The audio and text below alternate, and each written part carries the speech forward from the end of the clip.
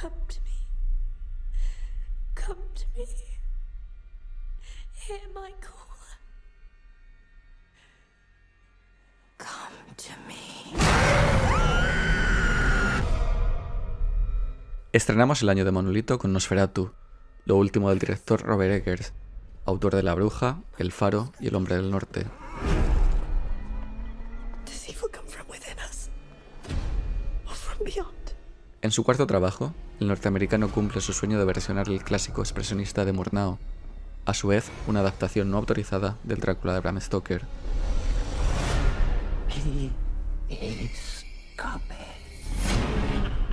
Apoyado por su equipo de confianza y la producción de Chris Columbus, la versión de Eggers destaca por su atmósfera y nivel de detalle, elementos característicos de su estilo cinematográfico, además de por dotar a la historia de protagonismo femenino y mayor profundidad emocional.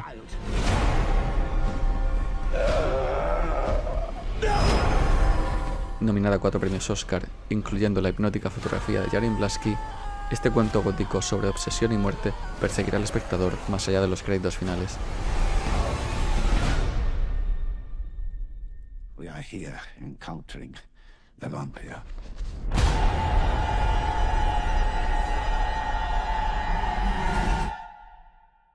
Nosferatu.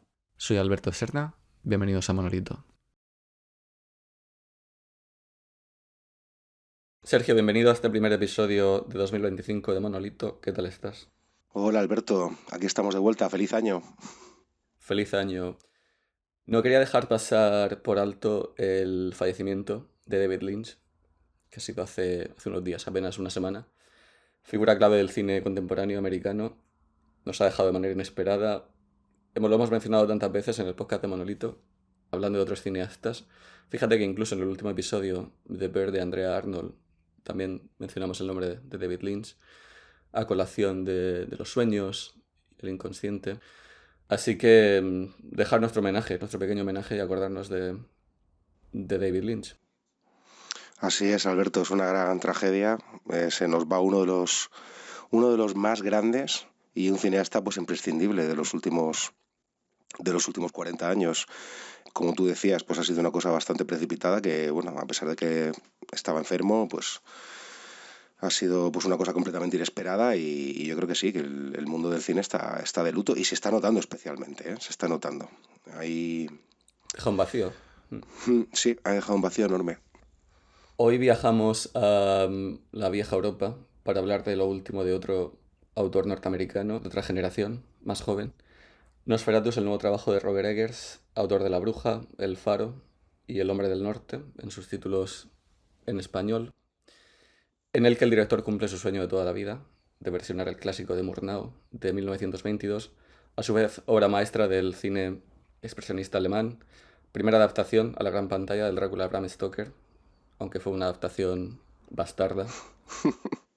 Es innegable la importancia del Nosferatu original en la historia del cine, y aunque no fue la primera película del fantástico, su influencia sobre el cine de género es monumental, tanto estilísticamente como temáticamente. Es una influencia difícil de calibrar con los ojos del presente porque al final estamos hablando de una película que tiene poco más de un siglo y, y que fue completamente seminal a todos los niveles, ¿no? Es una película que esencialmente es, bueno, primero una de las grandes obras de uno de los grandes genios del cine, que como fue Murnau, y uno de los máximos exponentes del expresionismo alemán, ¿no? Que es un movimiento que surge en Alemania en la Primera Guerra Mundial, en plena época de recesión económica, y que pretendía pues alejarse del realismo en virtud de una apuesta estética pues mucho más expresiva, mucho más alejada, ¿no?, del naturalismo y que precisamente lo que buscaba era eso, ¿no? Era potenciar a través de escenografías deformes, de iluminaciones excesivas, pues eso, historias que a menudo pues solían ser de cine fantástico, como por ejemplo un par de años antes de Nosferatu, otro de los grandes exponentes, el gabinete del Dr. Caligari, o Ujú. posteriormente Metrópolis, otra cima del fantástico, en este caso dirigida por Fritz Lang. Y claro, es una influencia que se extiende por todo lo ancho y largo del género a nivel internacional, y que precisamente cabe situarla en ese poder expresivo, ¿no? En esa capacidad para llevarnos a otra realidad. El uso de de las sombras, ¿no? Esta escena mítica de Nosferatu de Murnau, de la sombra del conde Orlok subiendo las escaleras, ¿no? Ujú. Esos contrapicados, también como muy excesivos, ¿no? Como muy hiperbólicos de la criatura en el barco. Entonces, bueno, es al final este precedente que se sienta a la hora de abordar este tipo de género de una forma como mucho más irreal, ¿no? Sin estar necesariamente anclado al naturalismo. Y como te digo, pues es indisociable en cualquier película de terror posterior. Es algo que está en el ADN del género. Introduce la figura icónica del vampiro y es una obra maestra en atmósfera y en mood, ¿no? Como decías, a través de las sombras, de la iluminación, la Es que ya... exploración de la plaga como la muerte también, como tema, también es interesante. La muerte negra. Ujú. Si es que además Murnau precisamente es que también es la propia forma de rodar de Murnau, ¿no? Que era un adelantado a su tiempo. A mí me solía contarme un profesor en su momento que todos los cineastas posteriores, como podían ser John Ford o Raoul Walsh, los cineastas americanos, ¿no? Que surgieron en los 20-30, todos querían ser Murnau. Murnau era como el grandísimo cineasta a- al que... eh, al que todos Todos querían aspiraban, aspirar. y que realmente era un auténtico visionario, es decir, no solo en esta película, sino en películas posteriores como Tabú o Fausto. Era un adelantado a su tiempo, que desgraciadamente pues, nos dejó muy pronto, pero que todo lo que tocaba pues, lo convertía en oro. Y en este caso, pues así lo hizo con una película fundacional del cine de terror y fantástico. También introduce innovaciones como filmar en localización, cuando antes de Nosferatu casi todo se filmaba, era más teatral, se filmaba en set. El uso del timelapse también es algo que Ajá. vemos en el Nosferatu de Murnau. La versión de Eggers llega más de 100 años después de la original, tras toda una vida obsesionado con ella. Es la tercera versión que se hace de Nosferatu, la segunda fue de Herzog hace 45 años. Hablamos de la vida de Eggers en el monográfico que hicimos sobre él hace un par de temporadas y en esta conversación discutíamos cómo Eggers a los 9 años vio el Nosferatu de Murnau en un VHS de una copia bastante dañada en 16 milímetros y esta experiencia lo marcó para siempre, hasta el punto que llegó a dirigir una obra de teatro sobre Nosferatu en el colegio y después, ya con medios más profesionales, en un teatro de su ciudad. Creo que un director de teatro vio la obra de Eggers en el colegio, los invitó a que lo hicieran con medios profesionales. Y, por cierto, como buen gótico que es, Eggers hacía del Conde Orlok sobre el escenario. No sé si te lo puedes imaginar, Sergio, haciendo del Conde Orlok. Pues la verdad que ese dato no lo conocía, pero no sé por qué no me sorprende. No, dice que tiene que haber alguna foto por ahí dando vueltas, pero ha intentado eliminarlas todas, porque no Sí, la sí. encuentre. Esto me recuerda a aquellas imágenes que se filtraron de Tom Hardy en el MySpace, con una pinta de auténtico parguela. La pregunta que me formulo yo, Alberto, ahora es la siguiente. O sea, igual que le ha puesto bigote a su versión de Nosferatu, ¿llevaría la barba Ajá. de Eggers? El Nosferatu que interpretó en su momento, ¿llevaría su barba? Eso yo habría pagado por verlo, ¿eh? Con una barba Me hipster. encantaría ver la caracterización que hizo en... Claro, estamos hablando del... Él es del 83, con 9 años, pues, principios de los 90. 92.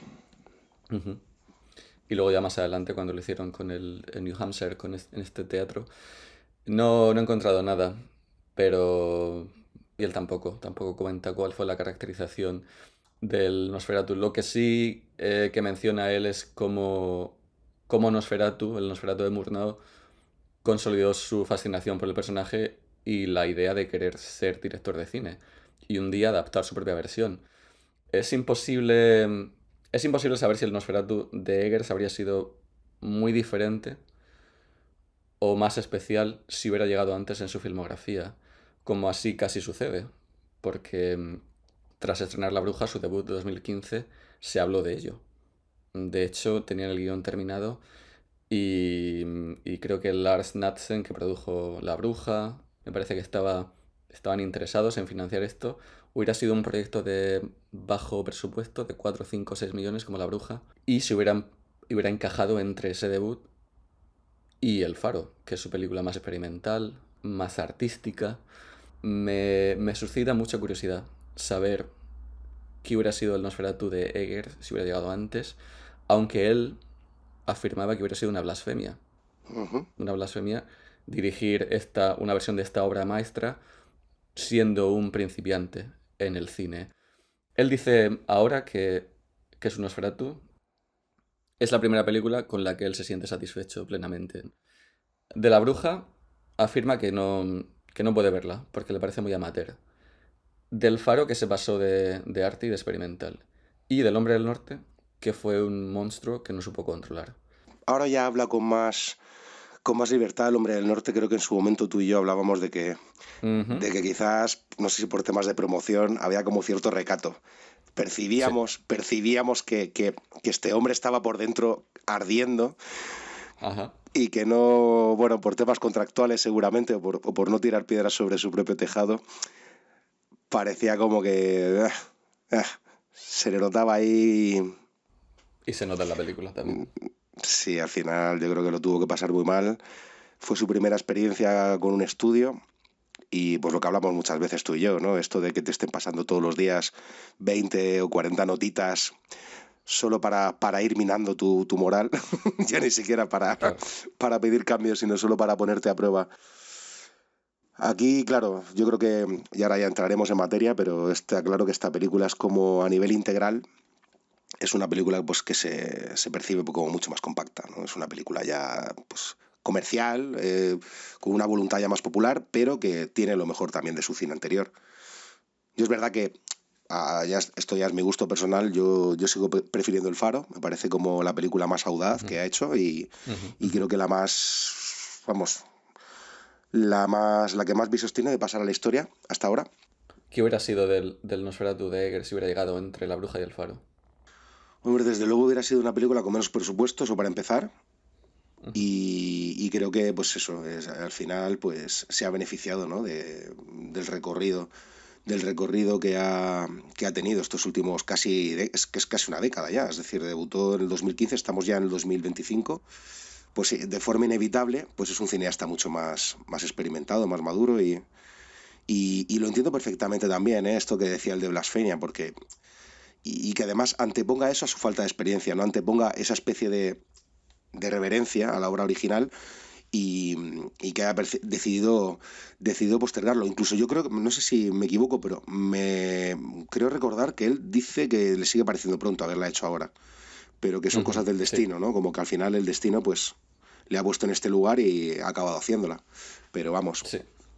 inevitablemente es un cineasta más maduro y ya se curtió, se batió el cobre en El Hombre del Norte, que fue su primera película Su primera, épica ba- y su primera batalla con un gran estudio también.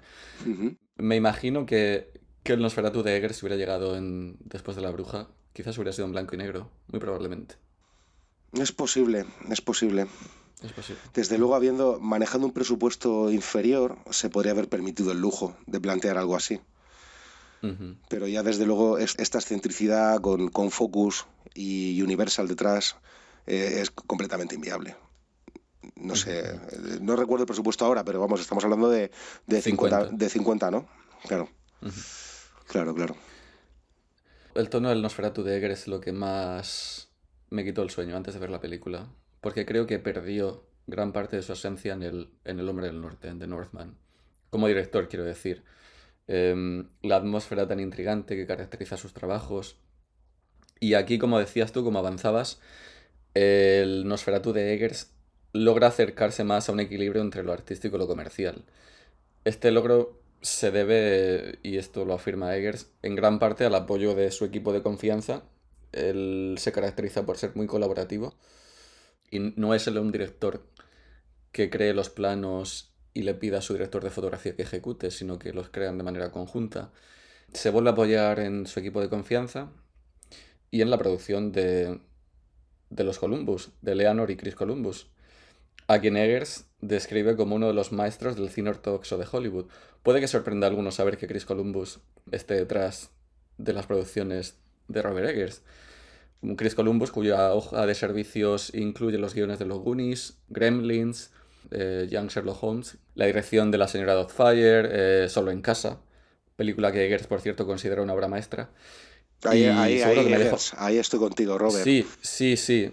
Se me dejó alguna seguramente de Chris Columbus, pero ha desempeñado un papel crucial. Ujú. Es que el caso de Chris Columbus es curioso porque al final era un tipo que yo creo que tenía una orientación profesional radicalmente distinta a nivel de tono. Yo creo que iba encaminado a hacer otro tipo de cine, pero el éxito de Solo en casa cambió su vida, ¿no? Y lo redireccionó hacia las comedias, ¿no? Señora Doubtfire, 9 meses, Ajá. Quédate a mi lado, El hombre bicentenario, que luego se fue desinflando con el tiempo, ¿no? A pesar de ser para mi gusto pues una figura bastante entrañable y el autor de auténticos hitos del cine de los 80.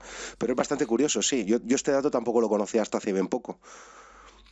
Es que ha desempeñado un papel fundamental como, no solo como productor, sino como consultor y mentor de Eggers desde La Bruja. Ujú. Es que yo pensaba que Columbus aparecía en la vida de Robert Eggers a partir del Hombre del Norte, No, pero es justo, creo ya en La que, Bruja ¿cuál es? estaba. Ujú. El hombre del norte no la produce, creo. En El hombre del norte no está implicado. Cierto, no está implicado. Es la Está en única, La Bruja y en El en la Faro. nueva que va a hacer también está. Y Ujú. hay que remarcar que en compañía de su hija, Eleanor, que es Ajá. que fue también, bueno, que hizo Eleanor es la hija de Chris Columbus, que como curiosidad, esto no viene a cuento de nada, pero me ha sorprendido comprobando ahí en Wikipedia que, bueno, Chris Columbus, como todos sabéis, es Christopher Columbus. El Ujú. nombre de su productora, no por casualidad, es 1942. Y he descubierto que su hija Eleanor, 1492. 1492, y he descubierto que su hija nació el 12 de octubre de 1989, Eleanor, ¿no? Como, qué dato más curioso, que la hija Ujú. de Chris Columbus naciera el Día de la Hispanidad. Bueno, en fin, ya está. Hasta ahí la anécdota. Bueno, yo iba a decir que mirando sobre todo las películas que escribió como guionista a principios de su trayectoria profesional, Los Goonies, Gremlins, El secreto de la pirámide, que es producida por Spielberg, pero bueno, que veo cierta orientación hacia el cine también más fantástico, obviamente, hacia el género Ajá. fantástico. Por lo tanto, entiendo que como consultor y mentor de Eggers, esto tenga sentido. O sea, que al final el hombre esté haciendo quizás lo que a él de manera natural, produciendo lo que a él de manera natural siempre le ha interesado. Es lo que decía antes, que para mí es como un cineasta que tuvo un giro imprevisto. Es decir, yo creo que estaba orientado al fantástico.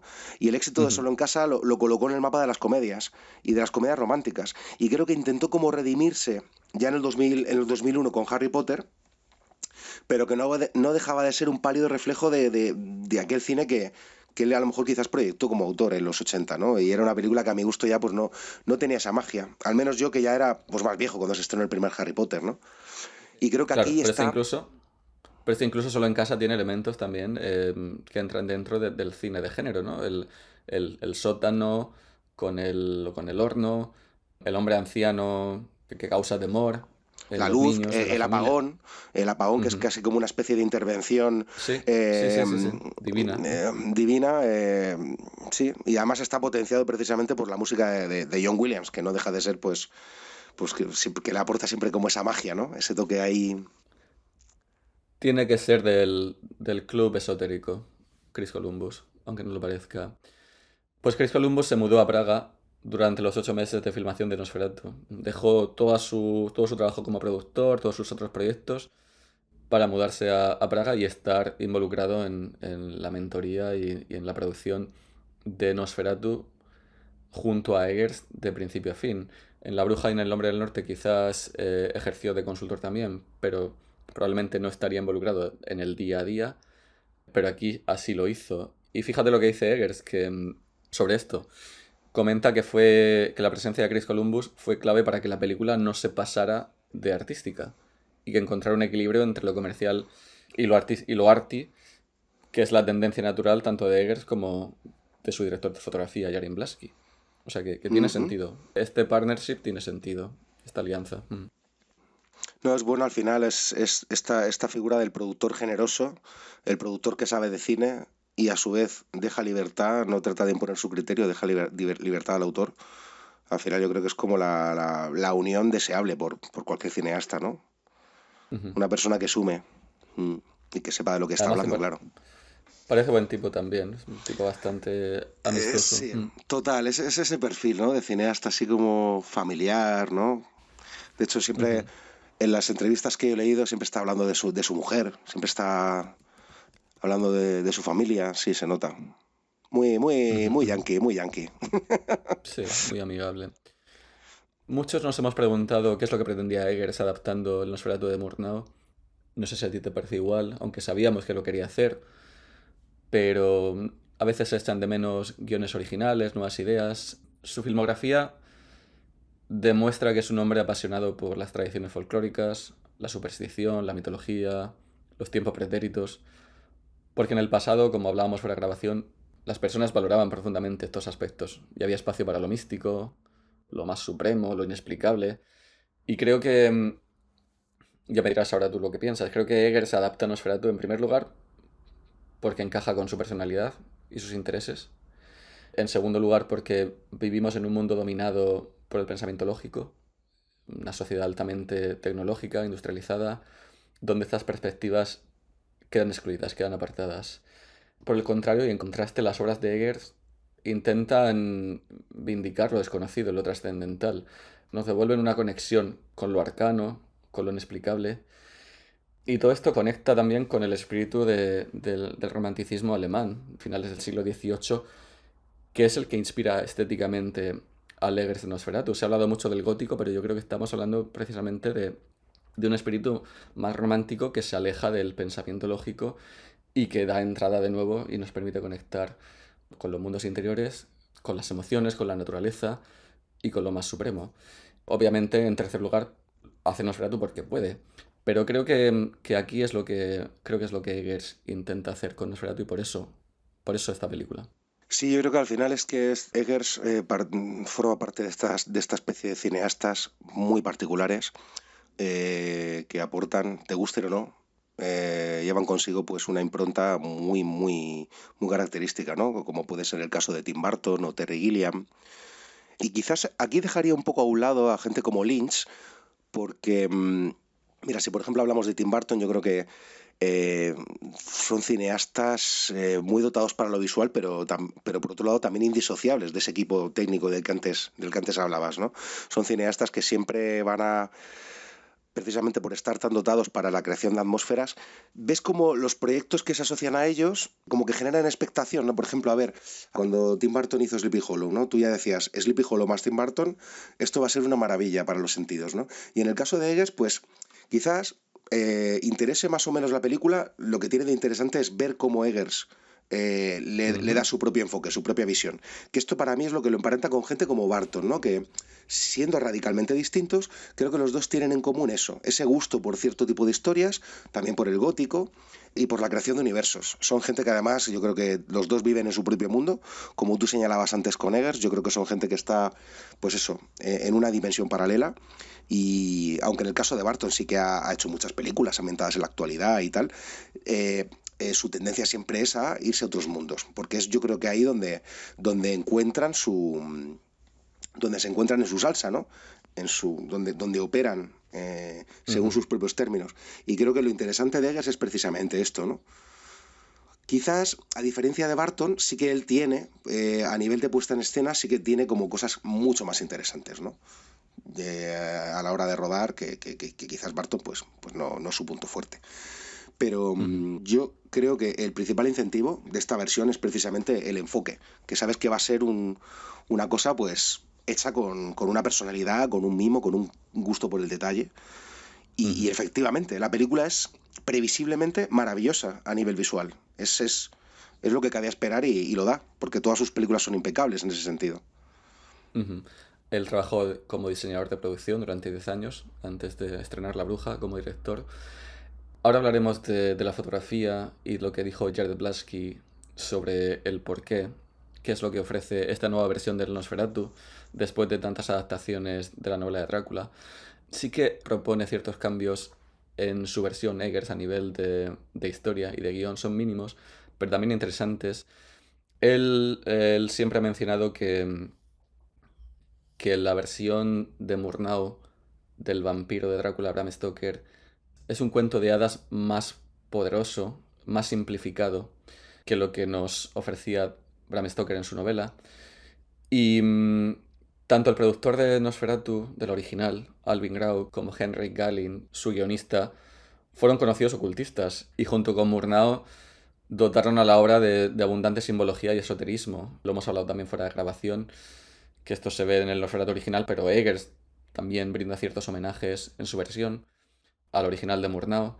Y lo que es más importante para Eggers es que tanto Murnau como Gallen tuvieron la sensibilidad de hacer de Helen la heroína al final de la película, de su Nosferatu, a diferencia del Drácula de Bram Stoker, que es más una especie de grupo de bros, ¿no? De hombres que viajan al final, vuelven al castillo de Drácula y acaban con el vampiro.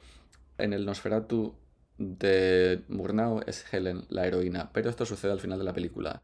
Y el otro punto interesante es que la Helen del Nosferatu de Murnau es sonámbula, que es un trastorno del sueño que muchos médicos del siglo XIX consideraban un síntoma de que la persona tenía un contacto con otro plano. Lo cual enlaza justamente con lo que acabamos de mencionar sobre Eggers. Esto es lo que él encuentra inspirador y excitante. Todo lo que suene a esotérico, a inexplicable, a místico, a folclórico. Y en su Nosferatu, Eggers hace de Helen la protagonista desde el principio. Es una mujer sonámbula, es una mujer diferente que no encaja en la sociedad de su época, es marginada por ello, tratada de histérica, de melancólica, pero tiene unas habilidades psíquicas que le permiten conectar con ese lado oscuro y emocional dentro de nosotros, especialmente con esa parte que más temor nos causa o más vergüenza. Y en una noche, que es el comienzo del Nosferatu de Eggers, cuando ella se encuentra sola, hace una llamada desesperada hacia la oscuridad. Y el que contesta es un demonio, un no muerto llamado Nosferatu, con el que Helen establece un pacto de posesión. Y así Eggers crea su propia versión, dotando al Nosferatu de un protagonismo femenino y de una mayor profundidad emocional y psicosexual. Al fin y al cabo, esta historia se convierte en un triángulo trágico, triángulo amoroso, entre Helen, su joven marido, que no es capaz de entenderla, y al que le viene todo esto muy grande, y un demonio sediento de sangre que sí lo hace, que sí la entiende, pero que trae consigo la muerte. Es interesante, ¿no? Donde encuentra Eggers su versión, su pequeña aportación, ¿no? Pero al final es coherente con sus gustos y sus Sí, intereses. además eso es lo más interesante. Yo creo que casi que no sé si de manera intencionada, pero el personaje que interpreta, bueno, Nicholas Hoult, el personaje de Thomas Hatter, es incluso esta especie de, bueno, el Van Helsing, ¿no? El Van Helsing Con hacendado que Franz. interpreta a Willem Dafoe, pues es como sí, los personajes masculinos, curiosamente, son bastante pusilánimes. Y yo no sé si de manera más o menos intencionada, casi rozando un poco lo granguiñolesco, pero claramente, por contraste, le otorgan al personaje de Helen, que interpreta Lily Rose Depp, le otorgan esa fuerza ya desde el principio, desde la primera escena. Es claramente en quien recae todo el peso de la película. Es que ni siquiera Nosferatu me parece una presencia tan amenazante. Es como si la auténtica batalla se estuviera librando dentro de ella, ¿no? Es... Cierto. Una obsesión por un ser que solo le trae la perdición y la muerte, pero al final puede ser también una metáfora, ¿no? Sobre una sociedad. Obviamente el Nosferatu de Murnau está emplazado en Alemania porque intentaron desviarla, intentaron hacerla muy diferente al Drácula Bram Stoker para evitar problemas legales, pero el Drácula Bram Stoker se ubica en la sociedad victoriana británica, una Ujú. sociedad muy puritana.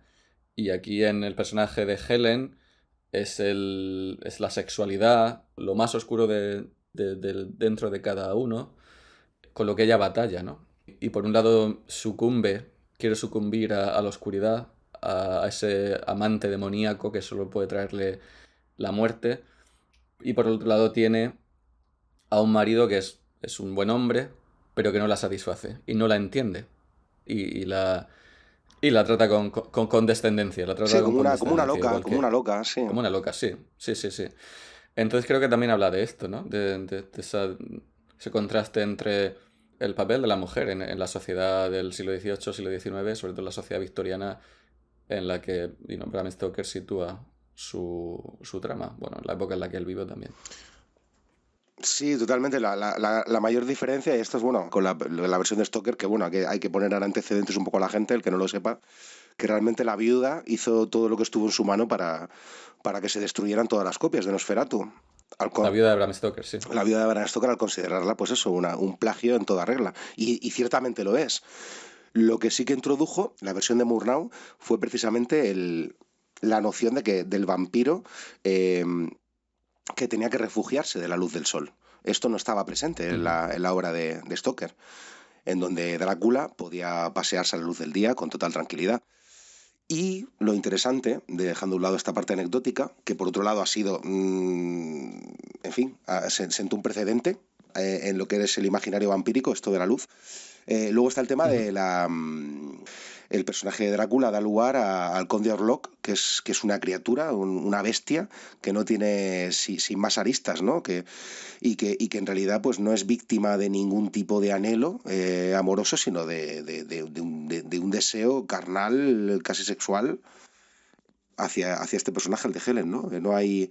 Aquí ellos hacen un pacto, cuando ella lanza esa llamada a la oscuridad, ella es la que sucumbe, ¿no? A sus deseos y pacta con el diablo, con el Nosferatu. O sea que esto es como lo plantea Eggers. Por cierto, volviendo al folclore, que le apasiona tanto al director, vuelven a aparecer gemelos aquí, Sergio, que siempre son importantes en las películas de Eggers. En La Bruja sabemos que tiene dos hermanastros gemelos y es que son figuras siempre asociadas con las sombras y los doppelgangers. Me parece muy gracioso ver a los hijos bueno, del que sería Arthur Holmwood, ¿no? En la novela original, pero aquí es el personaje interpretado por Aaron Taylor Johnson. Las hijas son gemelas también. Me hizo mucha gracia ver esto. Oye, pues ¿sabes qué? No me di... Ostras, me vas a matar, pero ¿sabes que no me di cuenta de que eran gemelas? Las niñas. Me vas a Ujú, matar. ujú. Para algunas cosas a veces soy bastante paquete. Qué poco observador, tío. Sí, sí, sí. Vale. Y también se dio el homenaje a Eggers al diseñar el sigilo de Orlok, que se ve en varias escenas. El tipo lo hizo con mucho gusto. Hablemos de lo mejor que tiene Eggers. La dirección de producción, la fotografía, inmersión, inmersión, inmersión. Porque este director tiene un talento para el cine que va más allá de simplemente contar historias, adentrándonos en la creación de mundos, como decías tú, la creación de universos completamente inmersivos. Su versión de Nosferatu acaba de ser nominada a 4 premios Oscar, de hecho, ayer mismo, precisamente en las categorías que vienen a cuento: fotografía, diseño de producción, vestuario, maquillaje y estilismo. Destaca por su atmósfera, este Nosferatu, por ese meticuloso nivel de detalle, por la precisión histórica. Luego hablaremos de la caracterización de Orlok, características que son marcas distintivas de su estilo cinematográfico. Estos elementos, ahora me dirás tú cuáles son tus escenas favoritas, pero estos elementos de dirección de producción, fotografía, inmersiva, alcanzan su punto álgido en pasajes como la llegada de Thomas Hatter a la aldea gitana, la llegada del coche tirado por caballos, el encuentro entre Hatter y Orlok fuera del castillo y las escenas dentro de este. Mm, sí, así es. A ver, es de estos directores que al final, cuanto más presupuesto tienen, más virguerías hacen, ¿no? O sea, bueno, esto se podría extrapolar a cualquier cineasta, pero realmente su talento para lo visual y su gran creatividad para todo el aparato visual es que es eso. Como tú dices, la llegada del carruaje para mí creo que es una de las grandes cimas de su cine. Ujú. Casi recuerda pues a algunas escenas oníricas de Berman o del comienzo de Fresas Salvajes de Berman, incluso inevitablemente, reminiscencias que yo he encontrado hacia la máscara del demonio, la máscara del demonio de Mario Bava. Tiene bastante... Pero todo eso como pasado por otro filtro, ¿no? Y como tú bien decías, esta cosa del casi blanco y negro. Es una película, yo creo que a nivel visual, creo que antes te lo decía, y no por casualidad he invocado Sleepy Hollow antes, pero a mí me ha recordado bastante al Sleepy Hollow de Barton, que para mí es una de las grandes cimas, estéticamente hablando, del séptimo arte. O sea, es una auténtica delicia. Y esta película, pues bueno, 25 años después, creo que va un poco en esa senda, ¿no? Sobre todo en un mundo donde todo es tan digital, en este mundo de unos y ceros, donde cada vez todo está como más lavado, más, no sé, como más descafeinado. Y creo que la película en ese sentido, pues, llega bastante alto. A mí esta escena del carruaje me pareció hipnótica, directamente hipnótica. Esta escena, además, con la ausencia casi de sonido, que esto también lo hemos comentado, es de lo mejorcito que hay. Pero bueno, es que en ese sentido, ya sabes que yo no comparto tu entusiasmo por Eggers, pero es que es inevitable que el apartado formal, visual, es exquisito. También te diría la llegada al castillo, inevitablemente, el momento de la chimenea a contraluz. Sí, la llegada al castillo, la primera vez que aparece, me parece fascinante. Y, y luego esto, el momento del carruaje. El momento del carruaje me parece hipnótico. Cuando se abre la portezuela, se detiene sobre la Cuando se abre portezuela la con portezuela. la ausencia de sonido y no hay nadie dentro no hay un cochero, sino que esto se No hay un abre cochero. es la mano del diablo es la que está abriendo esa portezuela. Ujú. Es el momento en el que él deja su pensamiento lógico, ¿no? Y se adentra en otro plano, ¿no? Se adentra en el más allá, en lo inexplicable. Sí, conviene, ya te digo, quiero remarcar lo del sonido porque es una cosa que a mí, por ejemplo, cuando veo cine, pues un cine más clásico, ¿no? De los años 40, 30, 40, 50, que es bastante disfrutable el hecho de que las películas no estén tan sonorizadas. El hecho de tener que estar escuchando tantas capas sonoras a mí muchas veces me saca. Y es como esa especie de vocación naturalista que hay ahora, o casi barroca, por llenarlo todo, porque para que la experiencia en salas, para amortiguar la experiencia en salas, pero es verdad que resulta muy gratificante cuando ves películas como la que te mencionaba de Berman o esta de Innocence, que aquí se titula en España Jack Suspense, Clayton. de Jack Clayton, que es realmente lo terrorífico que puede ser el uso del sonido o el uso del no sonido, ¿no? O la El uso del ausencia de... silencio, la Ujú. ausencia de sonido. O en películas como Yo anduve con un zombie, cuando a veces asistes a momentos donde no se escuchan los pájaros. Y eso, claro que además es lo que dicen, ¿no? Que nuestro cerebro, en realidad, se puede sobrecargar con un sonido como excesivo, pero también puede estar alerta cuando hay una ausencia de sonido. Y esta película lo consigue. Genera bastante tensión esta ausencia. El momento del carruaje es un ejemplo de esto. Y me gusta eso porque además la emparenta bastante con el cine clásico. Yo creo que también es un detalle más que aporta Eggers. Esa forma ese talento que él tiene, ¿no? Para hacer un cine de otra época. Y creo que a través de esta ausencia de sonido también está presente esto. Sí, de hecho una de las escenas que viene después de la llegada del coche es cuando Thomas Hatter se encuentra con la mirada con el Condorlock en la distancia, en la entrada del castillo. Y, Eso es lo y que yo decía.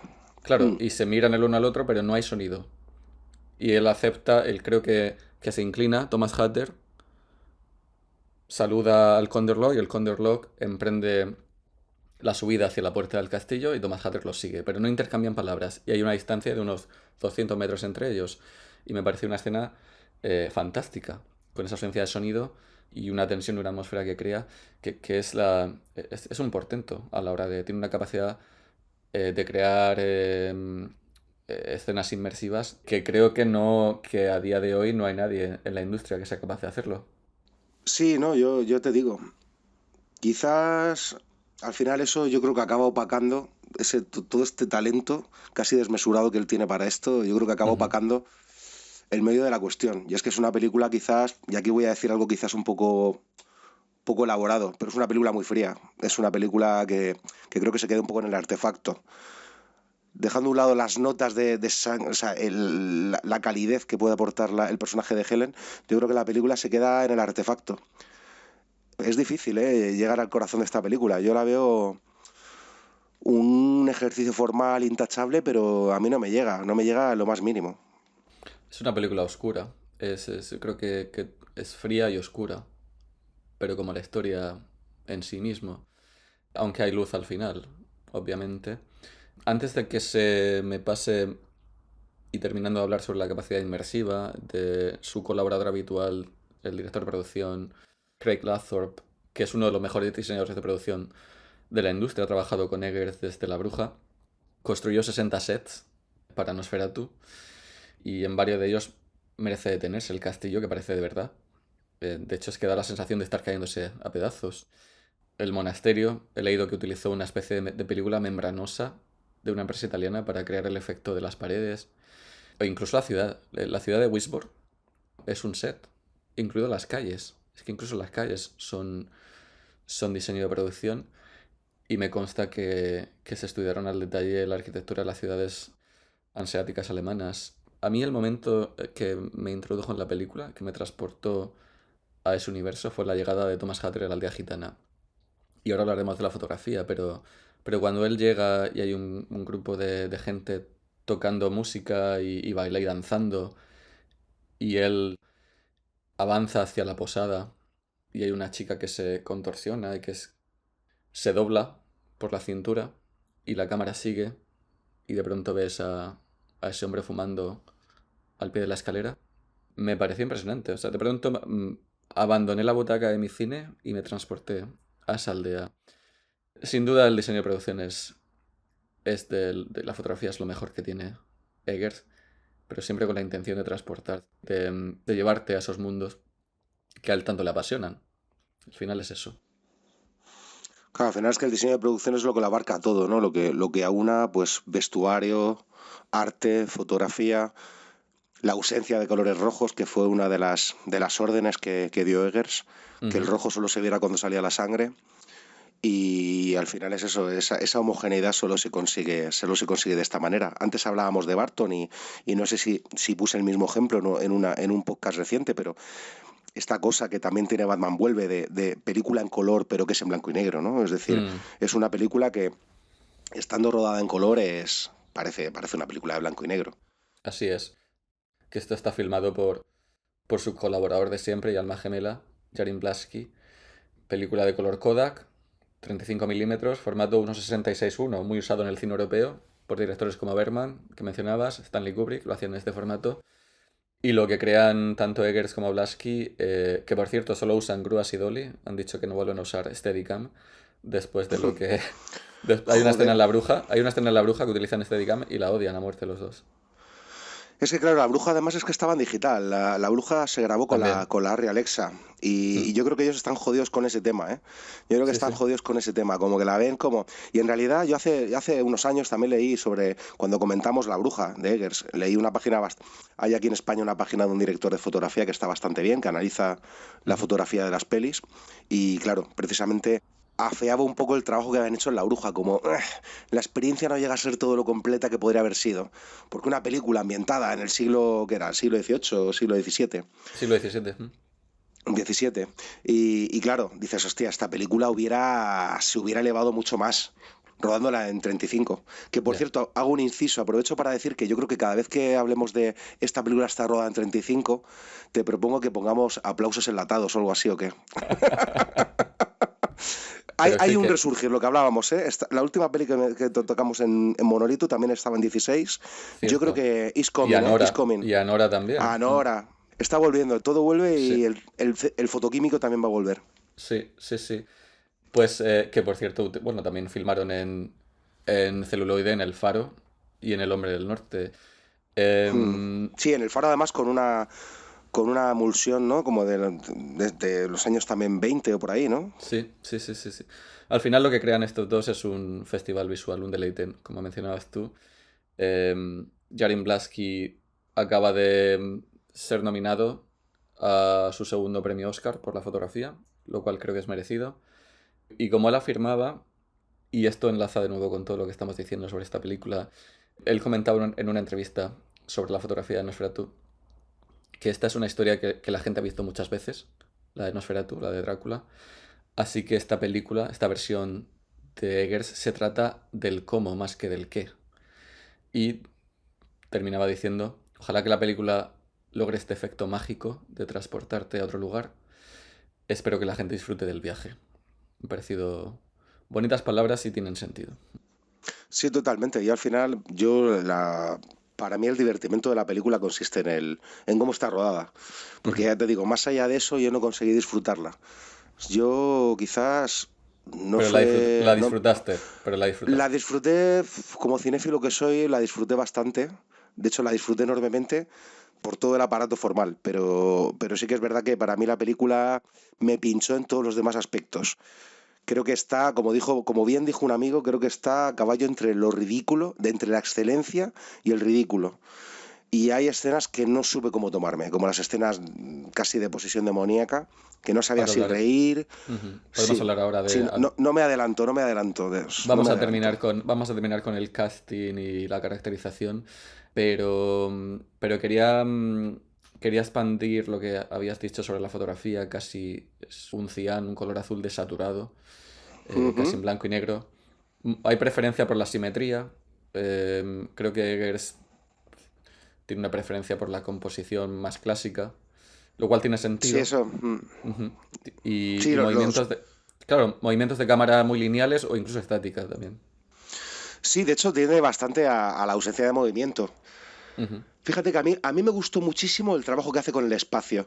Y cómo, mira, ese primer plano, yo me atrevería a decir que es el primer plano, el de Lily Rose caminando hacia la ventana, que hace como un ujú, pequeño traveling muy sutil, donde nos va descubriendo el espacio. Que también me recordó el momento de la llegada de Thomas a la aldea gitana. Hace también como un ujú, trabajo, cómo va cerrando el espacio a medida que la cámara se mueve y nos lo va descubriendo. En el caso de la escena inicial, la escena introductoria, me parece fascinante cómo con un simple movimiento de cámara vamos descubriendo la estancia, ¿no? Hasta desembocar en la ventana abierta. Y creo que tiene este tipo de sutilezas que me parecen bastante potentes. O sea, sin hacer aquí un gran despliegue, una gran sacada de chorra, creo que es un cineasta también con una gran capacidad para trabajar el espacio. ujú, ujú. Y vemos mucha inspiración de la pintura alemana, eh, sobre todo del romanticismo alemán, Caspar David Friedrich, este pintor del siglo XIX, del que tú eres fan. Mm, Por ejemplo, el Caminante sobre el mar de nubes, mm. esta obra tan mítica que hablamos de ella fuera de grabación, inspira una de las escenas del Nosferatu de Eggers, cuando Thomas Hatter llega a Transilvania y otea un horizonte nevado, cuando ha comenzado su viaje en esta zona tan hostil y misteriosa de la vieja Europa. Tenemos otra obra de Caspar Friedrich en una escena en la que Ellen Hatter y su mejor amiga caminan junto a la orilla del mar. Esta es una también sacado de un cuadro llamado Atardecer, Hermanos. Las mejores escenas a nivel de fotografía y manejo de cámara han de ser el comienzo también, que mencionabas tú, el encuentro a la luz de la luna y bajo la nieve con el coche de caballos, el poblado gitano, donde creo que usaban antorchas y espejos para amplificar la luz. Y la última escena, Sergio, que creo que mencionaste tú al salir de ver la película de Nosferatu. Fantástica escena que muestra a Helen abrazando el esqueleto de Nosferatu y ambos muertos. Parece una obra de arte. Claro, es que incluso al estilo de las ilustraciones del tarot, pero que está inspirado en el cuadro La muchacha y la muerte del pintor austriaco Egon Schiele, o sea que también está sacado de esta época y de este movimiento artístico. Ujú. Sí, así es, así es. De hecho, es un, bueno, quizás es el plano más pictórico, ¿no? que contiene la película, ¿no? Me atrevería a decir. Ujú. A mí me vino a la mente pues este cuadro que te comentaba que a su vez inspiró el cartel de Melancolía de Lars von Trier, ¿no? Este cuadro de John Everett Millais, Ujú. el pintor británico que, bueno, ya te digo, tiene algo esa cosa como ya soleada, ¿no? Como que ha llegado esta mezcla entre sombra, luz, casi tiene un componente ligeramente ridículo, no sé, podría ser... Es un plano bastante arriesgado para mi gusto. No sé, un plano muy arriesgado para cerrar la peli. El último plano, sí, El el último último plano. plano. El último Pero plano, sí. queda, se te queda totalmente grabado. No, no, De, es una maravilla, sí. de nuevo la ausencia de sonido. Y quería volver a... bueno, no sé por qué estoy conectando con David Lynch ahora mismo, cuando él decía que el cine es pintura en movimiento. Mm, Pero, pero la escena del caminante sobre el mar de nubes, o sea, el cuadro del caminante sobre el mar de nubes de Caspar David Friedrich, que inspira la escena de Thomas Hatter cuando llega a Transilvania y odia el horizonte, también es una escena con ausencia de sonido. Y precisamente por eso tiene esa capacidad tan absorbente de transportarte a ese mundo, ¿no? Y a ese universo. sí, es que es eso, es la irrealidad, es la irrealidad. Hay algo que, Ujú, hay algo que desentona, hay algo que no está en su sitio. Es algo que inquieta de forma ujú. inevitable. Es como, pues eso, lo que Sí, hablábamos sí. antes de cuando de repente la gente dice en una película, ¿has oído eso? Y dice el qué. Ujú. Exacto. Es como cuando los pájaros desaparecen, ¿no? Y dices, guau, guau, guau, aquí va a pasar algo. Y Ujú, evidentemente ujú, ujú. te ponen alerta, te ponen alerta. Sí, sí, sí. Sabe imbuir a sus películas de sus cuentos folclóricos, de ese aroma, de esa atmósfera tan inquietante. La banda sonora, creo que te Mm, va a gustar esta sección, Sergio. no, Es una colaboración de Eggers con el compositor británico-irlandés Robin Carolan, con el que ya trabajó en El Hombre del Norte, que de hecho fue el debut en el cine de este compositor. Y aquí mezclan tanto instrumentos contemporáneos como clásicos para evocar esa atmósfera ancestral de la película. Hay orquesta 60 músicos, coros, ujú, cuernos, tubos e incluso instrumentos existentes pero adaptados o con su toque más personalizado como una tuaca. La tuaca es un instrumento de percusión usado en misas ortodoxas y que uno probablemente pueda escuchar en una iglesia transilvana si va, se deja caer por una de ellas. He leído del propio Carolan que las composiciones para el Nosferatu de Eggers se inspiran, como es coherente, en el compositor húngaro János Bartók, en el cine de ujú, la Hammer, ujú. en clásicos como The Innocents de Jack Clayton, que has mencionado tú antes, y también en una película ucraniana llamada The Eve of Iván Kupalo, en donde un hombre vende su alma al diablo. Que yo no conocía esta película, no sé si tú sabes cuál es, pero que influyó significativamente en la creación de este tono sobrenatural de la banda sonora de Nosferatu. Em, es una partitura compleja, cautivadora, que destaca por sí sola, sobre todo en la introducción de la película. Creo que en esta intro, antes de que aparezca el título Nosferatu en la pantalla, creo que es donde alcanza su cenit probablemente. Sí, había visto efectivamente lo de los coros, lo de los instrumentos antiguos, flautas como de otra época, y Ajá. al mismo tiempo también como una cierta aproximación hacia una música más contemporánea, o sea, como que Carolan no quiso circunscribirse a lo mejor a lo que se esperaba, ¿no? De una película de época. Hay que decir que Carolan parece una especie de copia en la vida real de Eggers, o por lo menos tiene la misma barba que solía llevar Eggers hasta hace poco, Físicamente, sí. Sí, sí, sí, físicamente. sí. Tiene como esa estética hipster.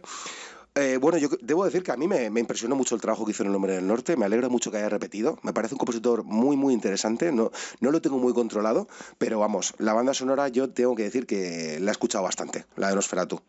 Eh, siempre he tenido Iba a como... decir, Sergio, que los coros también aparecen en La Bruja. Los coros Ujú, femeninos. Ujú. correcto, correcto. Que ahora mismo se me ha ido el nombre de los que hicieron La Bruja, o el que hizo La Bruja. Era Mark Corben, claro, Mark Ah, Corben. eso. Mark Corben. Tiene sentido lo de los coros femeninos porque tanto La Bruja como Nosferatu tienen como protagonista a un personaje femenino, ujú, que es incomprendida en la sociedad en la que viven. Ujú. Sí, pues eso, es un trabajo de cuerdas pues bastante, bastante potente. Una música muy, muy envolvente, como no podía ser de otra forma, dentro de lo que es el tono general de la película. Pero efectivamente, yo de este director que mencionabas, cuando hablabas de esta película, The Eve of Iván Kupalo, que aquí no tuvo traducción en España. Yo sí que había visto una película suya posterior, que aquí se tradujo en España como Soñar y Vivir, pero hace ya mucho tiempo. Pero vamos, no es que sea un director que tenga yo muy controlado. En cualquier caso, esto pone de manifiesto una vez más la predilección de Eggers por un cine así como más bien arcano, que roza precisamente en esta cosa así como casi oculta lo esotérico, ¿no? Se nota que tiene como esta fascinación por estas pequeñas piezas de orfebre casi desconocidas por el no solo por el gran público, sino también por el cinéfilo más experto, ¿no? Sí, tienen... Incluso viendo el tráiler de esta película de The Eve of Iván Kupalo, sí que en la tipografía, en la composición, Hay algo casi los satánico. planos. Hay algo satánico, sí. Cierto. Así que tiene sentido que usaran esta película para crear precisamente ese tono más off, más disonante. No sabía lo de las flautas arcanas que habían utilizado. Sí, algo de eso he leído. Por ejemplo, a ver, tú has hablado de la tocata. La tocata, sí, es interesante. Que en este La caso, tuaca. pero sí que había leído en algún momento, sí, pues que se utilizaron varios instrumentos de madera, de viento, un arpista, dos percusionistas, pero sí, sorprendentemente lo de los 60 músicos de cuerdas, eso me parece una pasada. Sí. Y luego sí que colabora también en la banda sonora Letty Scott, que ya trabajó con Carolan en El Hombre del Norte, en The Northman, y bueno, en este caso, pues no recuerdo qué instrumento tocaba, era el cuerno, creo, ¿no? No me Sí. acuerdo. Trabajó con Mark Corben Eggers para La Bruja y El Hombre y el Faro. Y ahora pues ha comenzado esta colaboración con Carolan. No sabemos por quién se decantará. Pero no veo ¿ves un gran cambio en sus bandas sonoras entre las dos primeras películas y estas dos últimas? Entre Corben y Carolan. Yo quizás sí, yo creo que esto lo empuja más a Carolan, yo creo que lo empuja más todavía a la experimentación. Es una música que evita siempre el lugar común de la banda sonora, sobre todo en una época, es como el antes de Cristo y después de Cristo, ¿no? Es como estaba John Williams y luego estaba Hans Zimmer, ¿no? Que son los que han ido marcando el ritmo. Y de repente, pues en los últimos tiempos han surgido una serie de compositores que son islas en sí mismos, que están haciendo cosas verdaderamente novedosas, fuera de lo establecido actualmente, que es más bien un tipo de banda sonora que se desarrolla más en el terreno de las texturas sonoras, ¿no? De la producción, y que se aleja completamente de la melodía. Yo creo que aquí hay una serie de cineastas que están haciendo, bueno, ahora mismo no me viene a la mente, pero bueno, no sé si cuando hablamos de los Safdie, como cineastas que ya están trabajando o en el caso de Paul Thomas Anderson, con Johnny Greenwood, que era uno de los miembros de Radiohead, que son cineastas ya que empiezan a probar suerte con músicos que vienen de otros campos y que aportan desde ahí y llevan la banda sonora pues mucho más lejos, alejándola de lo más mainstream y de lo más manido. Sí, bueno, hablábamos de Colin Stetson, también este saxofonista que trabajaba con Ari Aster. Correcto. En fin. Por cierto, no hemos mencionado que esto se filmó en Praga. Así es, Barandov, Estudios Barandov. Exactamente. Y también en localización en varios castillos en Chequia y en Transilvania. Sí, en Transilvania hicieron exteriores, los exteriores del castillo son en Transilvania, no los interiores que se rodaron, creo que sí, eso sí que ya se rodaron en Praga. Y también se utilizaron cosas que luego se añadieron en los fondos posteriormente, en postproducción. Que por cierto, Chris Columbus le dijo a Eggers y a Blasky si no iban a hacer un plano de llegada al castillo, porque no lo iban a hacer. Se iban a pasar del encuentro entre Orlok y Hatter a la escena dentro del castillo ya, en el salón, con la chimenea. Y fue Columbus el que les dijo, oye, me parece que tenéis que hacer un plano, un establishing shot. No sé. Sí. Por ejemplo. Se parece bastante al de Coppola, ¿eh? O sea, siendo radicalmente distinto, a mí me recuerda mucho al de Coppola. Siendo radicalmente distinto. Nos queda por hablar de una de las partes fundamentales de esta película, que es el bicho. El casting, el elenco actoral, sí. Bueno, podemos empezar por la protagonista, por Lily Rose Depp, que es la hija de Johnny Depp y Vanessa Paradise. Muy comprometida físicamente en esta película. Estuvo trabajando con una coreógrafa especializada en Buto, que es un tipo de danza contemporánea japonesa, que fíjate qué interesante, consiste en... La filosofía de esta danza es liberarse, consiste en liberarse y dejar que tu alma sea penetrada por algo externo. Hemos hablado de esto fuera de grabación.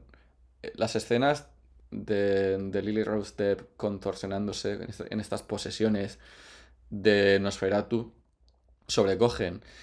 Quizás a lo mejor se pasa en algún momento, pero tengo que decirte que las primeras posesiones me trastocaron, me dejaron muy perturbado. Y no sé si a ti te pareció igual, aunque también tengo que decir que, y antes de que hablemos del Condor Log, que quizás a lo mejor se hayan pasado un poquito de contorsiones. Yo, bueno, tanto las contorsiones como luego ciertos aspectos de caracterización del Condor Lock, de los que hablaremos después. Ujú. Yo creo que había, hablando de Lily, yo creo que había como un what the fuck generalizado en el cine, pero al mismo tiempo la gente como que, no sé, como la que la gente estaba calladita, ¿no? Pero yo creo que estábamos todos pensándolo. Para mí está muy en el límite, ¿eh? Está demasiado en el límite.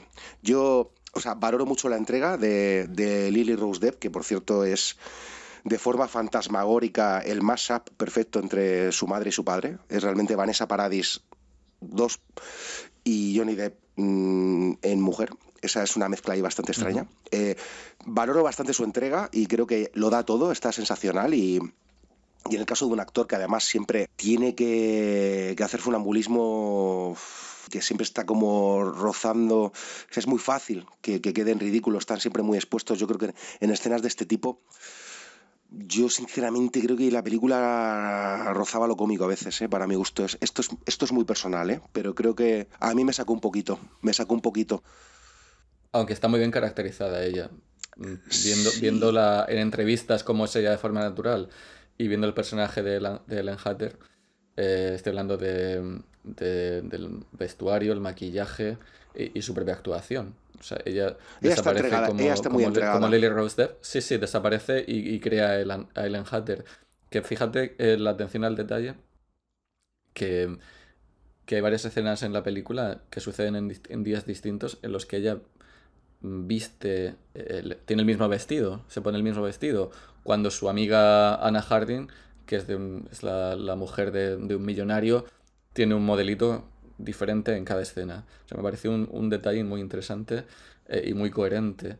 Su marido está interpretado, el marido de Ellen Hatter está interpretado por el actor británico Nicholas Hoult, que está también muy bien, sobre todo como un hombre desesperado. A mí lo que más me gustó de él es la escena en la que él está atrapado en el castillo, intenta escapar y no puede, y, y creo que transmite muy bien su papel como un tipo en un juego que le viene demasiado grande, ¿no? Donde no tiene mucho que hacer, y esa desesperación y esa vulnerabilidad la enfatiza muy bien este actor, Nicholas Hoult.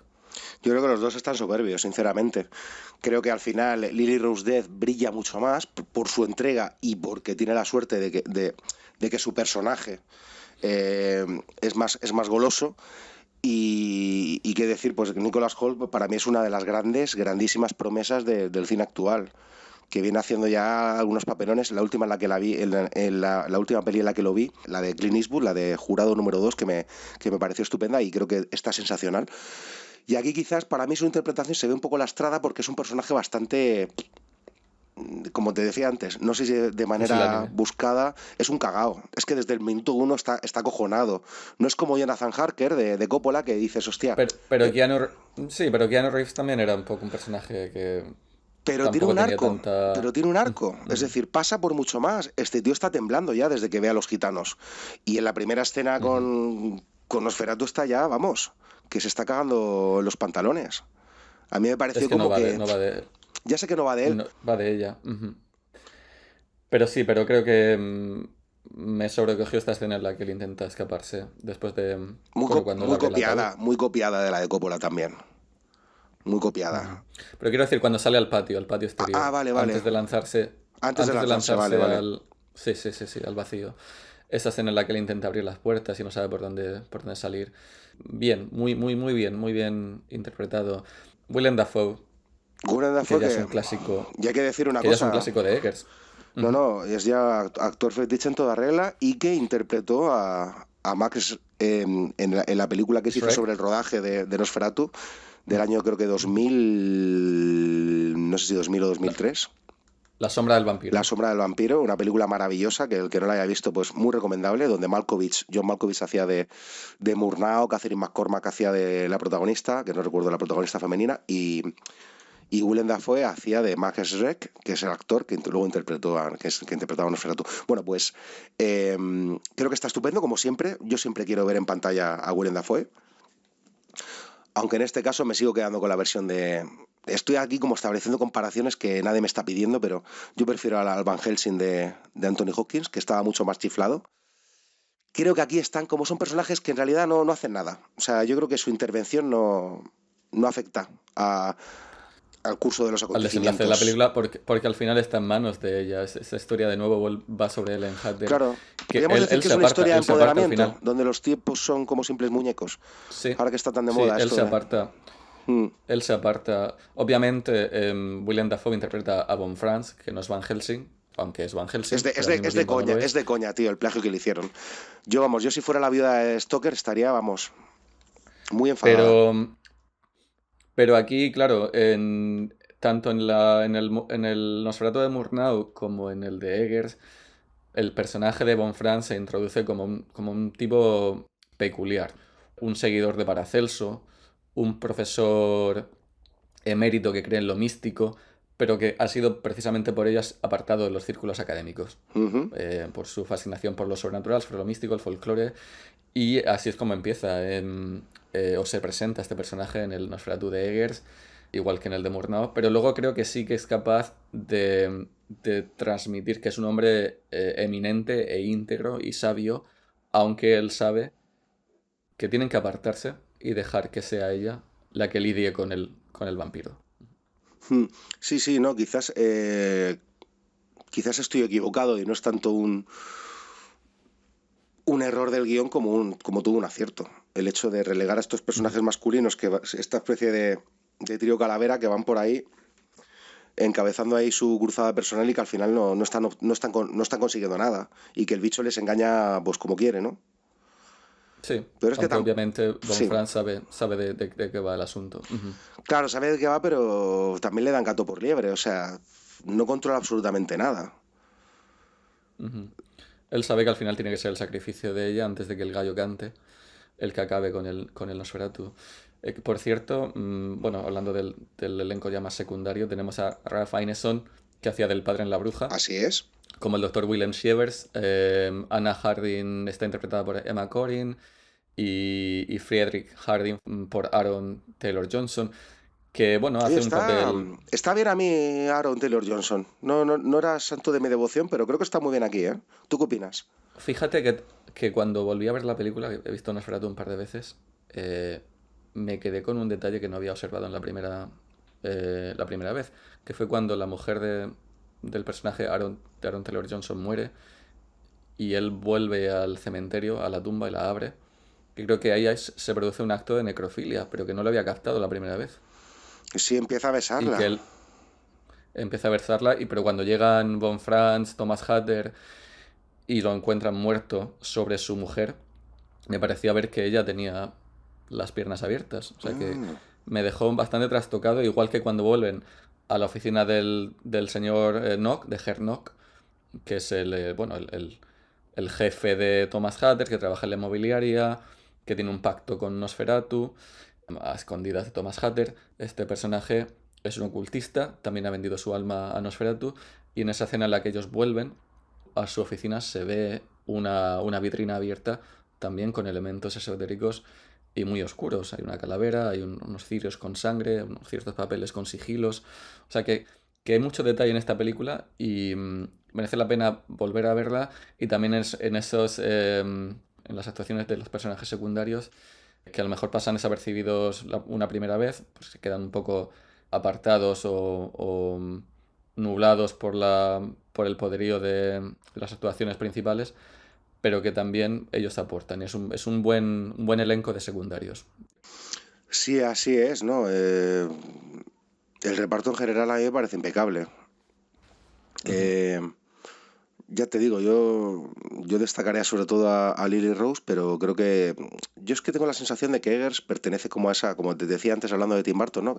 También me recuerda mucho a Wes Anderson en cierto modo, estando en las antípodas estéticas, no sé si por su predilección por los planos simétricos, eso a nivel estilístico, pero es de esos tipos de directores que parecen ser un imán para los actores con los que trabajan, ¿no? Que pasan como a engrosar la lista de los habituales. Yo creo que es de esos directores que tiene su propia cantera de actores que los adoran y que van con Ujú. ellos hasta el fin del mundo. Entonces, vamos, casi sin riesgo de equivocarme, te diría que yo creo que las próximas películas se van a ir repitiendo, ¿no? Toda esta especie de Fíjate que secundarios. Ellen Hatter originalmente iba a ser Anna Taylor-Joy. Y una pena, ¿eh? Porque yo la verdad que amo a Anna Taylor-Joy, me encanta. Y Ujú. fíjate que cuando salió lo de Lily Rose me pareció un poco decepcionante, pero después de haber visto el resultado, más que satisfecho. No lo ha sido. Incluso, Ujú. también te diría, el acierto sí que fue sustituir a, sustituir a Harry Styles, que era el que estaba previsto inicialmente, por Aaron Taylor Ujú. Johnson. Que por otro lado, siempre se me olvida que Aaron Taylor Johnson es británico. No tiene aspecto de británico, ¿verdad? ¿No te parece a ti también Claro, porque curioso? ya... Parece yankee, No, ¿no? claro, Hombre, Tom Ford, Animales Nocturnos, Ujú. también hacía Yankee. Sí, sí, no. La mayoría de estos actores son británicos. Yo no sé si es Bueno, porque el tío está amazado, yo creo que es porque está cachas. Y parece que un cachas, no, para un británico te esperas como algo más, ¿no? Un más el pelo gentleman. largo, el look que tiene, Pasa sí. como con Mm. Henry Cavill, pasa igual, que también es británico y se te escapa. Dices, hostia, Sí. un británico hecho de Superman. Ujú. Hombre, aquí obviamente todos, aunque esto está emplazado en Alemania, todos tienen acentos británicos, es decir, se basa más en la novela de Stoker. Y sí que hay algún actor, bueno, sí, Simon McBurney interpreta a Hernock, es un actor muy conocido, un actor británico muy conocido. Y hay alguna escena de algún secundario extra, como uno de los trabajadores del psiquiátrico, que tienen un acento muy cockney, ¿no? Muy sobre todo de la clase trabajadora de Londres. Y, y me pareció muy interesante ver esto. He dejado para el final al Conde Orlok, Sergio. A la bestia. Em, sí, que por cierto, Bill Skarsgård iba a hacer de Thomas Hatter originalmente, pero luego se le dio el papel del Conde Orlok. Bueno, voy a introducir lo que a mí me parece y luego discutimos nuestros puntos de vista sobre el Conde Orlok. Pero este es un Conde Orlok que se ajusta más fielmente al folclore vampírico de la época. Físicamente diría yo que es el más acorde al personaje original de Bram Stoker. De hecho, Bram Stoker le dio bigote a su Drácula y también es fiel al contexto histórico. Es un noble transilvano no muerto, es un cadáver putrefacto con la fisicalidad de quien fue, aún intacta, de un príncipe valaco que batalló con los turcos, pero como decía Eggers, encuentra una imagen de un noble transilvano de la época que no tuviera bigote, porque todos los tienen, incluso Vlad el Empalador, que fue la inspiración de Drácula. Todo esto por lo que decíamos, porque Eggers, tiene que ser fiel a la historia y es muy meticuloso. Y si una persona tenía bigote en esa época y vestía una capa húngara de la nobleza húngara, pues así va a ser. Mantiene también elementos de la caracterización del Nosferatu de Murnau, como las uñas de Max Schreck, pero el acento, sobre todo el acento, es lo que no ha convencido a todo el mundo. Sí que es verdad que impresiona escuchar a Bill Skarsgård con esa voz tan grave. Dicen que trabajó con una soprano islandesa para bajar el tono de su voz en una octava. Pero tengo que compartir contigo que no creo que fuera la elección más acertada.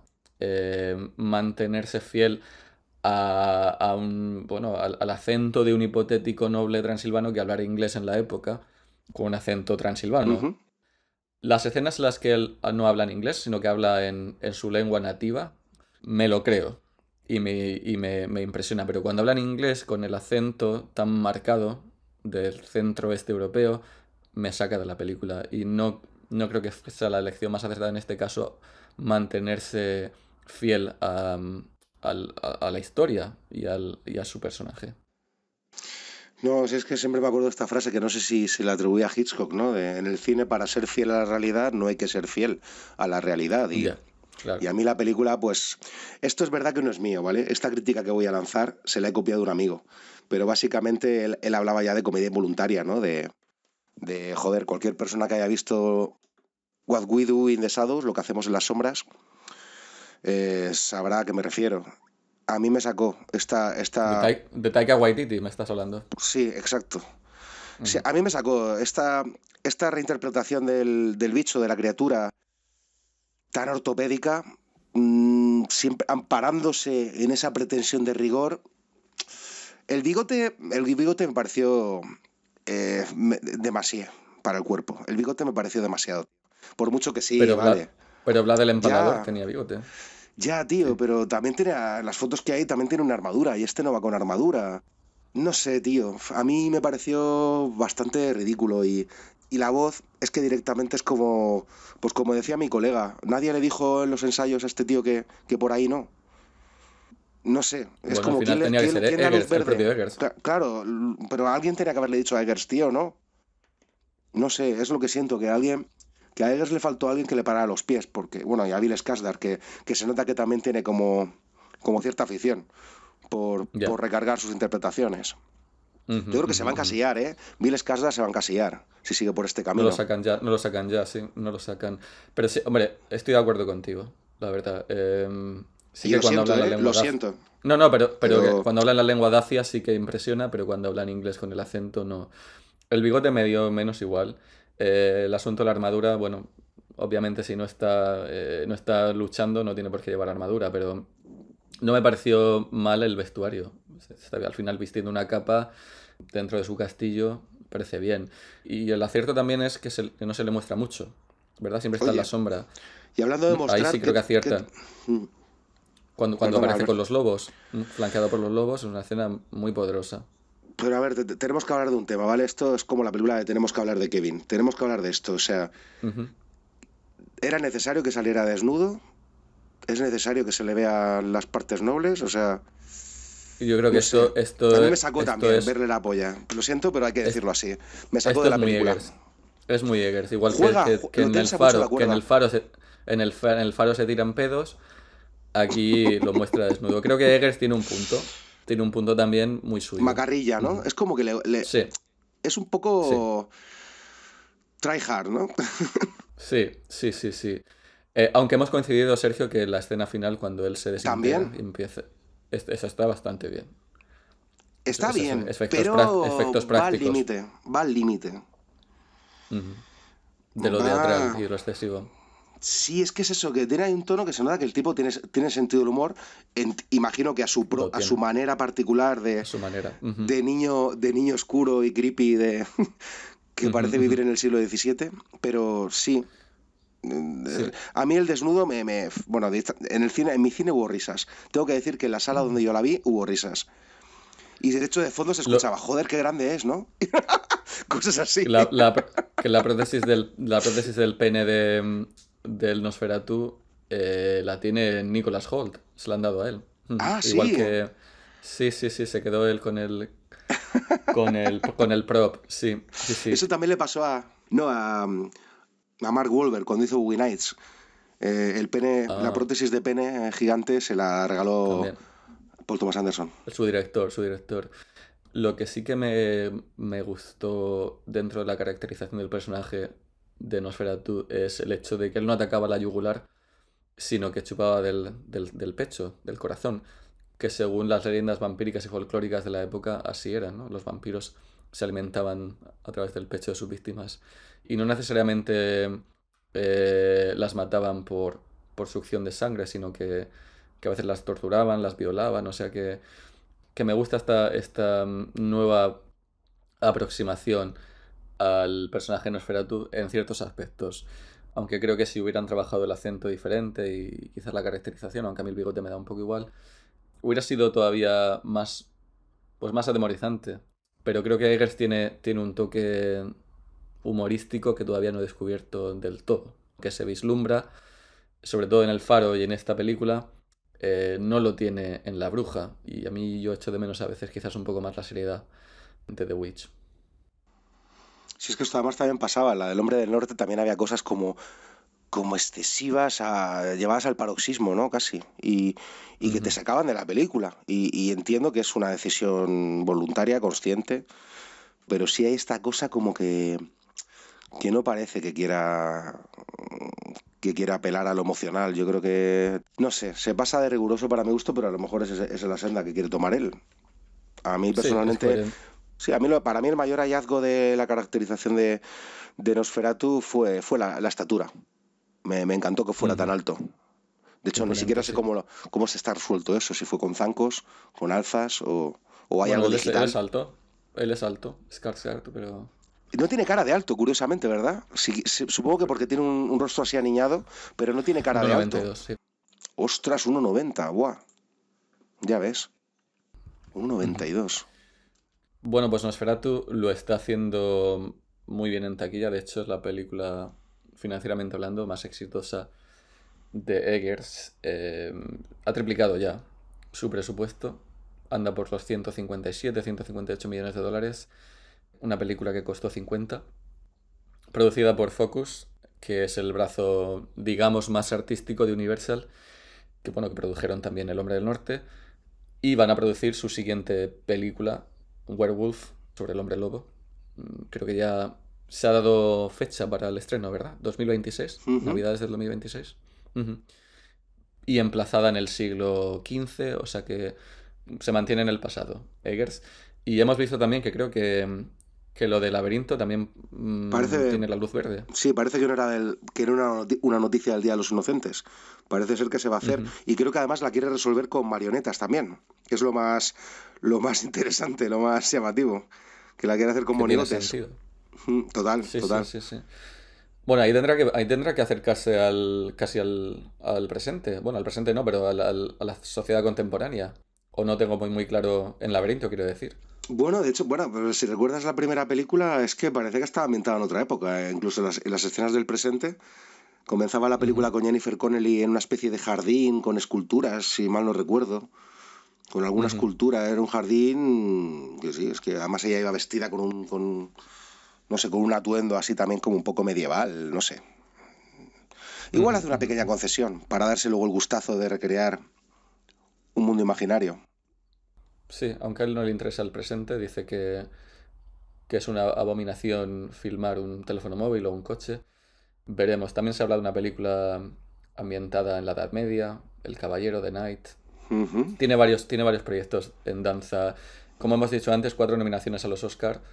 Mejor diseño de producción, mejor vestuario, estilismo y maquillaje y dirección de fotografía para Jarin Blaski. ¿Se lo llevará Jarin Blaski a la segunda? Fíjate que yo mis apuestas son, voy a hacer una apuesta. Yo creo que a alguno le va a caer y yo creo que va a ser el de diseño de producción. Si, Ujú. si te soy sincero, ahora mismo no tengo delante las nominaciones, pero algo me dice que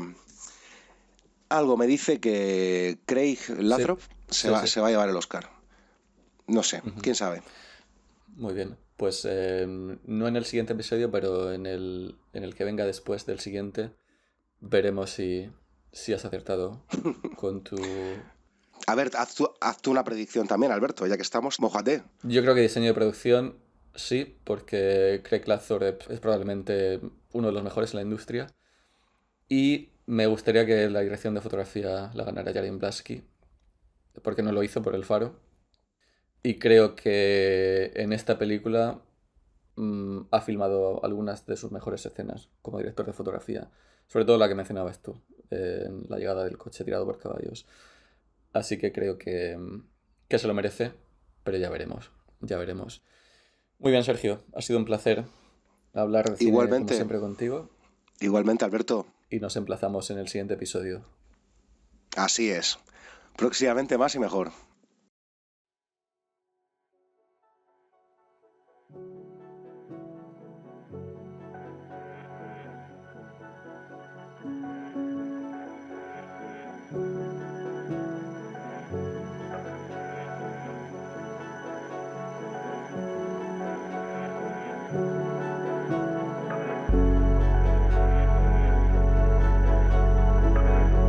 Monolito es un proyecto presentado por Alberto Serna con la colaboración del cineasta Sergio Román. Música a cargo de BBSR. Descubre más cine contemporáneo en la web de Monolito, monolitomag.com, y también en Instagram bajo la cuenta monolitomag.